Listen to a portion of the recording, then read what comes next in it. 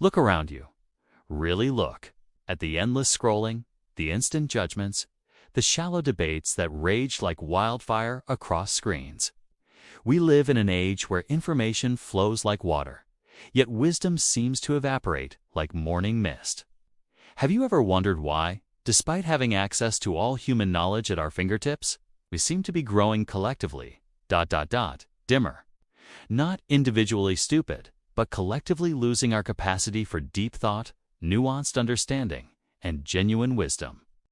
This isn't a story about technology being evil or nostalgia for simpler times.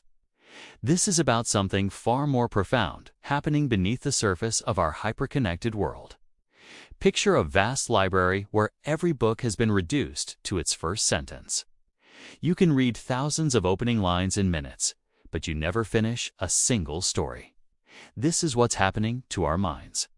We've become a civilization of skimmers, racing across the surface of ideas like stones skipping across water. Each bounce brings a momentary touch with something deeper, but we never sink below the surface. The tragedy isn't that we lack intelligence, it's that we're training ourselves out of the patience required for true understanding. Intelligence without patience becomes mere cleverness. Cleverness without wisdom becomes dangerous. Consider how you felt the last time you tried to read a book for more than 30 minutes. Did your mind wander? Did you reach for your phone? This restlessness isn't weakness, it's conditioning. We've been conditioned to expect immediate gratification, instant answers, and constant stimulation. Like plants grown in artificial light, we're losing our ability to thrive in the natural rhythms of deep thought. The human brain, this magnificent organ that took millions of years to evolve, is being rewired by algorithms designed to capture and monetize our attention. We're not just users of technology. We're being used by it. Think about the last complex problem you encountered. How long did you sit with the discomfort of not knowing before seeking an answer online? That space between question and answer is where wisdom traditionally grew. We're losing our tolerance for uncertainty, for the pregnant pause that precedes understanding. In our rush to know, we've forgotten how to wonder. In our hurry to answer, we've stopped asking better questions. Social media has turned discourse into performance. We don't engage with ideas to understand them. We engage to signal our position, to perform our intelligence, to win an audience. Every opinion becomes a brand. Every thought becomes content. The quiet, slow work of changing our minds becomes impossible when our minds have become products for public consumption. We measure intelligence by the speed of our responses rather than the depth of our consideration. Quick wit has replaced careful thinking. Hot takes have replaced wisdom. The paradox is heartbreaking. We have access to more information than any generation in human history, yet we seem to understand less about what it means to be human. We know the price of everything and the value of nothing. We can fact-check anything in seconds, but struggle to sit quietly with ourselves for minutes. Our attention spans are being deliberately fragmented. The very platforms we use to stay informed are designed to keep us in a state of perpetual distraction. Each notification is a small interruption in the flow of deep thought. Each ping is a pebble thrown into the still pond of contemplation, sending ripples across the surface of our consciousness.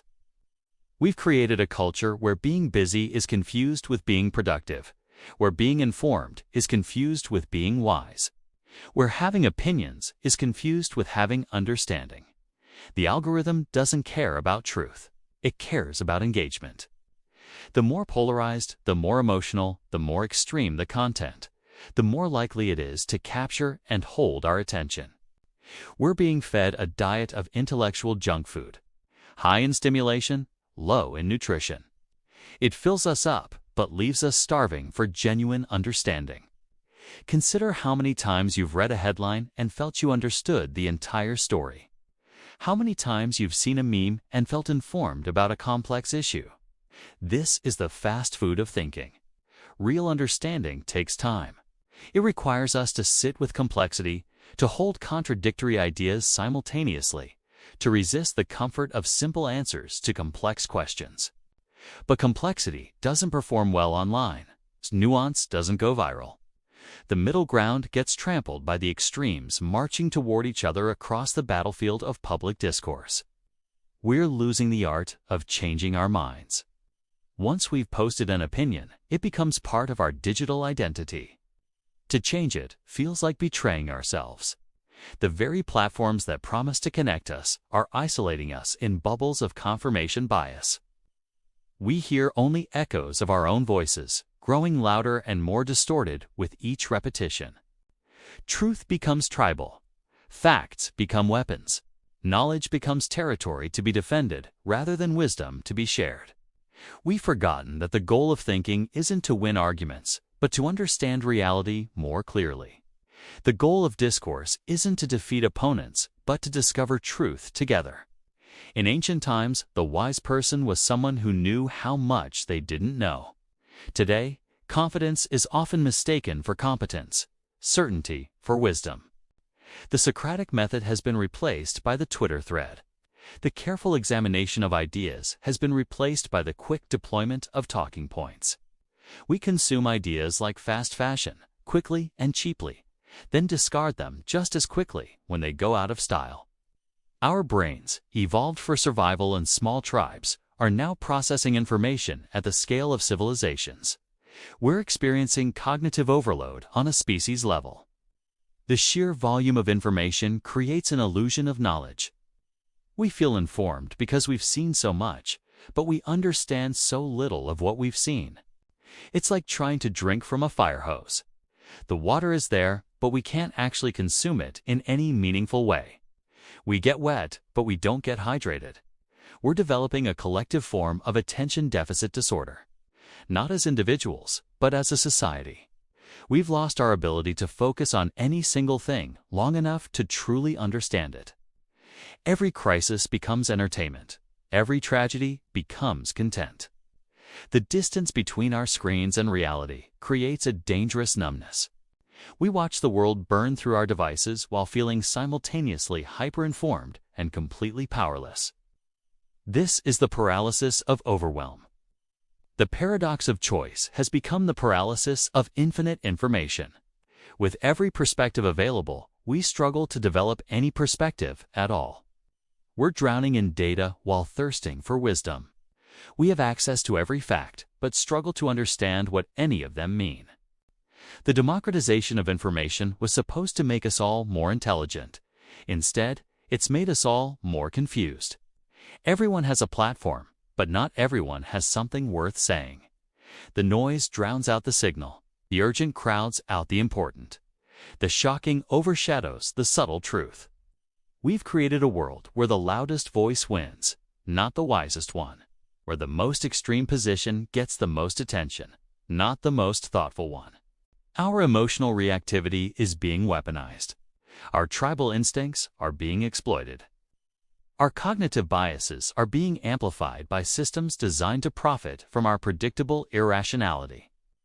We're being trained to respond rather than reflect, to react rather than reason, to feel rather than think. The space between stimulus and response, where wisdom lives, is shrinking. We're becoming creatures of pure reaction, bouncing from one trigger to the next like pinballs in a machine. This isn't about intelligence. Smart people are just as susceptible to these forces as anyone else. Perhaps more so, because intelligence can become another form of arrogance. The scientist who knows everything about their specialty, but nothing about how to live wisely. The expert who can analyze data but can't understand their own emotions. Knowledge without wisdom is like a sharp knife in the hands of a child. Dangerous not because of evil intent, but because of the inability to see consequences. We've split thinking from feeling, analysis from empathy, logic from love. We've created a form of intelligence that's brilliant, but not wise. True intelligence includes emotional intelligence, social intelligence, spiritual intelligence. It's not just about processing information. It's about processing life. We've forgotten that the goal of learning isn't just to know more, but to become more. Not just to understand the world, but but to understand ourselves within it. The ancient Greeks had two words for knowledge: episteme, knowing that, and phronesis, knowing how. We've become masters of the first and beginners at the second. We know how everything works, but not why anything matters. We can explain the mechanics of existence, but struggle to find meaning in it. The greatest minds in history weren't just intelligent, they were wise.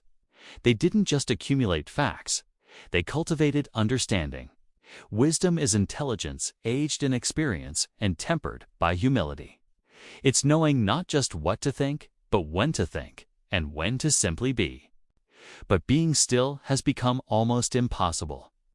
The constant connectivity creates a constant need for input, for stimulation, for distraction from the quiet voice within. Silence has become uncomfortable because in silence we might have to face ourselves. In stillness, we might discover how little we actually understand about what really matters. The irony is profound. We have more ways to connect with others than ever before, yet loneliness is epidemic. We have more access to information than ever before, yet confusion reigns. We're connected to everything and understanding nothing. We're informed about everything and wise about nothing. The path forward isn't backward. We can't uninvent the internet or return to a simpler time, but we can choose how we engage with the tools we've created. We can choose depth over breadth, quality over quantity, understanding over information. We can remember that the goal isn't to know everything, but to understand what we need to know. Not to win every argument, but to learn from every encounter. We can cultivate patience in an impatient world, stillness in a frantic world, depth in a shallow world. The choice is ours, but it requires intention. The current carries us toward collective stupidity, but we can swim against it. We can choose to read deeply rather than broadly, to think slowly rather than quickly, to listen more than we speak. We can remember that wisdom isn't about having all the answers. It's about asking better questions, not about knowing everything, but about understanding what matters. The age of collective stupidity isn't inevitable. It's a choice we're making, consciously or unconsciously, every day. Every time we choose the quick answer over the thoughtful pause, the hot take over the cool reflection, the tribal response over the individual consideration. But every day, we can choose differently. We can choose wisdom over cleverness, understanding over information, being over knowing. The future of human intelligence isn't in our devices, it's in our choices. Not in our algorithms, but in our values. Not in our technology, but in our humanity.